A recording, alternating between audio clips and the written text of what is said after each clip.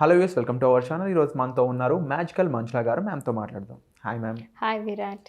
Ma'am, ఈ vibration అని చెప్పేసి ఎక్కువ కోచెస్ మాట్లాడుతూ ఉంటారు కదా, ముఖ్యంగా ఈ వైబ్రేషన్ అనేది ఏంటి అసలు? అంటే ఇది పెంచుకోవాలి, వైబ్రేషన్ పెరగాలి మీద అంటూ ఉంటారు మాటి మాటికి. అసలు ఈ వైబ్రేషన్ ఎలా పెంచుకోవాలి, దాన్ని పెరగడం వల్ల మనకు వచ్చే లాభాలు ఏంటి? తాకట్టులో ఉన్న బంగారాన్ని విడిపించి ఆ రోజు ఆన్లైన్ రేటుకే మేము కొంటాం. Sharma gold company. Very good question. యాక్చువల్గా వైబ్రేషన్ అంటే ఏంటో ఫస్ట్ తెలుసుకుందాం. ఓకే, తర్వాత పెంచుకోవడమా తెంచుకోవడమా నెక్స్ట్ థింగ్.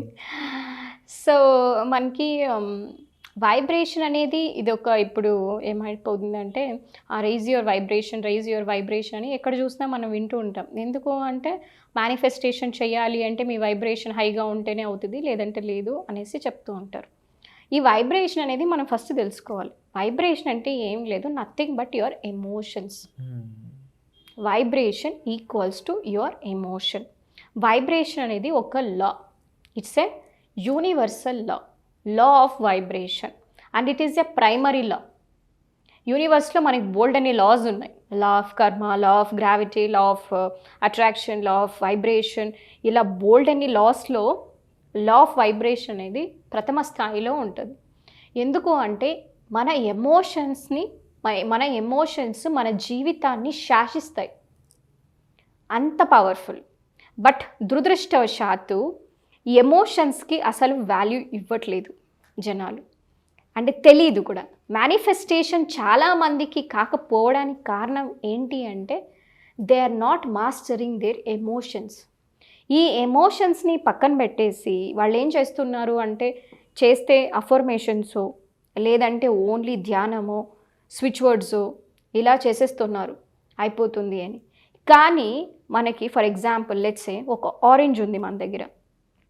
ఆరెంజ్ని మనం పిండితే యాపిల్ జ్యూస్ వస్తుందా?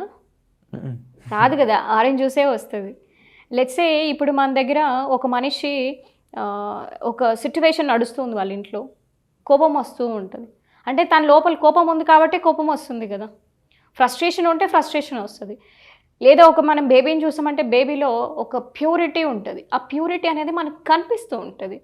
సో ఆ స్మైల్, ఆ డివినిటీ అనేది, సో నీ లోపల ఏదైతే ఉందో అదే వస్తుంది, వేరేది ఏది రాదు.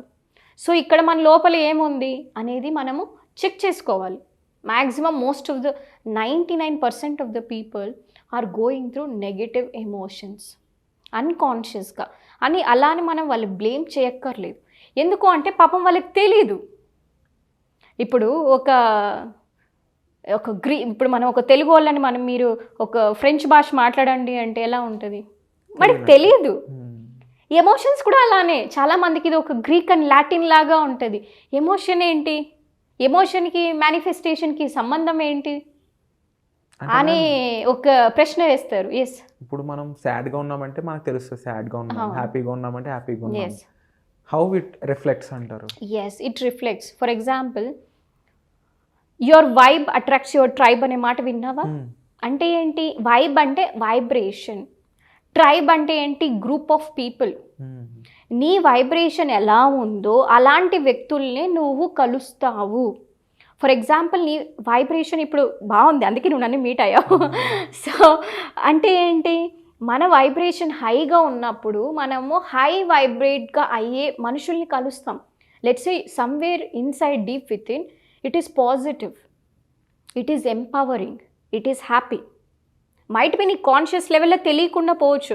మేబీ నాకు వస్తాయి మేడం నెగిటివ్, ఎస్ అందరికీ వస్తుంది, అది వేరే విషయం. బట్ మెజారిటీ ఏది ఉందో ఆ మెజారిటీ ఎమోషన్స్ మనకి ఏదైతే ఉంటుందో అలాంటి రకమైన వ్యక్తుల్ని మనం కలుస్తాము. సో అటువంటి సిట్యువేషన్స్, సందర్భాలు మన జీవితంలోకి నడుస్తాయి.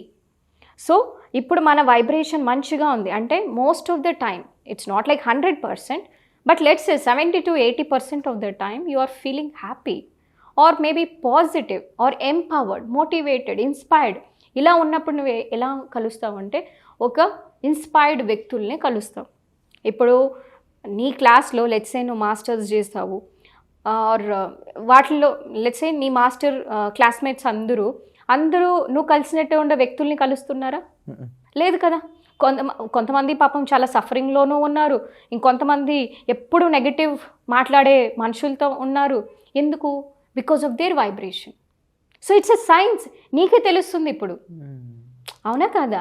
ఇప్పుడు అదే బ్యాచ్లో, అదే బెంచ్ మీద, అదే క్లాస్ రూమ్లో అదే సబ్జెక్ట్ చదువుకున్న వ్యక్తులు ఇప్పుడు నువ్వు ఒక డిఫరెంట్ మనుషుల్ని కలుస్తున్నావు, నీ లైఫ్లో డిఫరెంట్ విషయాలు జరుగుతూ ఉంది, వేరే వాళ్ళ విషయంలో డిఫరెంట్గా నడుస్తుంది. అంటే ఏంటి? లోపల వైబ్రేషన్.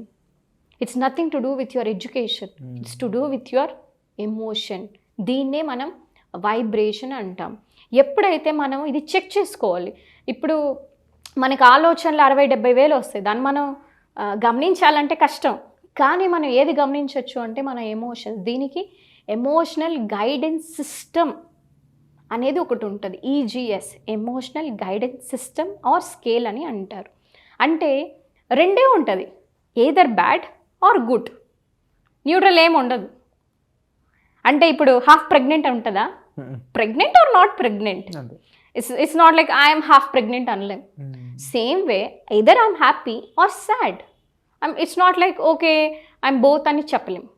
సేమ్ వే మనకి we have either good emotions or bad emotions. So మనం అర్థం చేసుకోవాలి, ఓకే గుడ్ ఎమోషన్స్ అంటే ఏంటి? Love, Joy, gratitude, appreciation, courage, ఇవన్నీ కూడా మనకి గుడ్ ఎమోషన్స్లోకి వస్తుంది. Bad emotions, this is what we need to understand. Guilt, అపరాధ భావం, షేమ్, అవమానంగా ఫీల్ అవ్వడం, ఇంకా ప్రైడ్కి పోవడం, లేదంటే కోరిక అంటే ల్యాక్లో ఇంకా వచ్చే కోరిక, అందుకే మేనిఫెస్ట్ అవ్వదు చాలామందికి.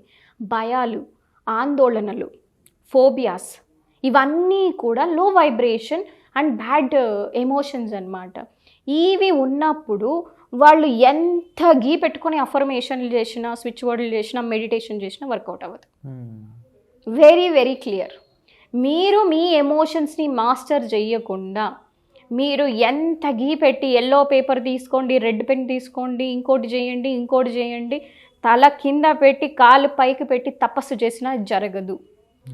Unless you master your emotions. మీరు ఇక్కడ కూర్చొని పొద్దున్న మెడిటేషన్ చేస్తున్నారు, అఫర్మేషన్ చేస్తున్నారు, వెళ్ళి పెళ్ళాంతో గొడవ వేసుకుంటున్నారు, పిల్లలతో గొడవ వేసుకుంటున్నారు, what is the use? You are not practising spirituality. See, manifestation is a by product. It's all about lifestyle. మనం ఇక్కడ చెప్పేదే అది. నువ్వు ఓవరాల్గా ఒక వ్యక్తిగా ఎలా ఎదుగుతున్నావు, ఆ ఎదుగుదల అనేది ఓన్లీ డబ్బు పరంగా కాదు. ఒక వ్యక్తిగా ఒక మానవత్వం కలిగి ఉందా నీకు? మనిషిగా బిహేవ్ చేస్తున్నావా? ఎందుకు అంటే మనం ఈ రాక్షస గుణాల నుంచి మనం ఒక మానవత్వం నుంచి దైవిక గుణాలకి వెళ్ళాలి. మేనిఫెస్టేషన్ అనేది అంత సులువు అనేది కాదు. ఎందుకంటే సృష్టించడం అనేది ఎవరికి పాసిబుల్? సృష్టికర్తకి. ఆ సృష్టికర్త అనేది మనం బ్రహ్మ అని చెప్పుకుంటాం. ఆయన ఎంత పాజిటివ్ వైబ్రేషన్లో ఒక దైవిక గుణాలని డెమాన్స్ట్రేట్ చేస్తారు. మనకి ఎటువంటి దైవిక గుణాలు ఉన్నాయి? మనం ఎప్పుడు వేరే వాళ్ళని ఎలా తొక్కేయాలా అని ఆలోచిస్తూ ఉంటాం. నాకే కావాలి, కుళ్ళు, కుతంత్రము, అహంభావము, ఇవన్నీ ఉన్నప్పుడు నువ్వు సృష్టికర్త ఎలా కాగలవు? కాలేవు. So it's all about building yourself. నీకు అటువంటి ఒక మంచి క్యారెక్టర్ను బిల్డ్ చేసుకుంటున్నావా? నీవు ఆ దైవిక గుణాలకి దగ్గరగా వెళ్తున్నావా? అప్పుడు మేనిఫెస్టేషన్ ఈజీ. నువ్వు ఇలా అనుకో అయిపోతుంది. నేను ఏ రోజు కూడా అఫర్మేషన్ చేసి నాకు ఇది కావాలని అనుకోను. Just I give a thought and it will happen. So నువ్వు క్యారెక్టర్ని మనం బిల్డ్ చేసుకోవాలి, మన ఎమోషన్స్ మీద మాస్టర్ చేయాలి. ఇట్స్ నాట్ లైక్ మనకి 100% పాజిటివ్ అయిపోతామని కాదు. 1% పాజిటివ్గా ఈరోజు, రేపు ఇంకొక పర్సెంట్. ఇమాజిన్ అట్లా 365 డేస్కి ఎంత పాజిటివ్ అవుతాం. లూయిసే చెప్పేది, she's a enlighten being. At least 70% I'm positive now అని. 70%కి ఆమె మిరకల్ సృష్టించింది. ఎన్నో కోట్ల మందికి ఆమె ట్రాన్స్ఫర్మేషన్ ఇచ్చింది. 100% చేంజ్ అవ్వమని కాదు, ఆ కొంచెం అనేది సృష్టిలో ఎంతో మార్పు ఇస్తుంది. మనం ఇంత రవ్వంత ఇస్తే యూనివర్స్ మనకు కొండంత ఇస్తుంది. అంటే మ్యామ్, ఇప్పుడు మీరు చెప్పిన వాటిలో ఒక మనిషి తన మీద ఎన్నో ప్లేసెస్లో వర్క్ చేయాల్సి ఉంటుంది, చాలా చేయాలి. అలాగే ముఖ్యంగా ఎవరైనా హెల్ప్ ఉండడం వేరు, ఓన్గా చేసుకునే ప్రాసెస్ అనేది వేరు ఉంటుంది. అంటే కొన్ని పద్యాల్లో కూడా చెప్తుంటారు తెలుగు పద్యాలు, ఒక నేర్పరి సహాయం తీసుకుంటే పని పర్ఫెక్ట్గా అవుతుంది, పాసిబుల్ అవుతుంది అని గురువు లేని విద్య గుడ్డి విద్య, వెరీ సింపుల్. ఆ రకంగా చూసుకున్నప్పుడు ఎటువంటి స్టెప్స్ మీ సైడ్ నుంచి హెల్ప్ఫుల్గా ఉండే విధంగా ఎటువంటి యాక్షన్స్ అనేవి తీసుకోబోతున్నారు?